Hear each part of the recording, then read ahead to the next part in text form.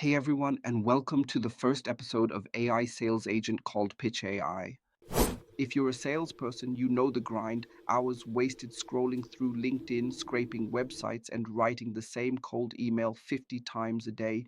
It's slow, it's boring, and it wastes your greatest asset, your time. What if you could automate 90% of that work?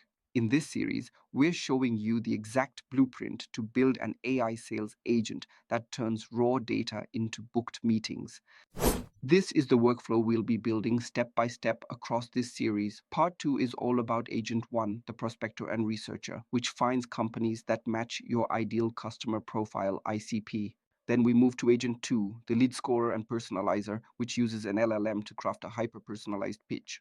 Finally, Agent 3, the engagement analyst, monitors replies, qualifies the lead, and automatically hands off a hot lead to you, the human sales rep, with the meeting booked.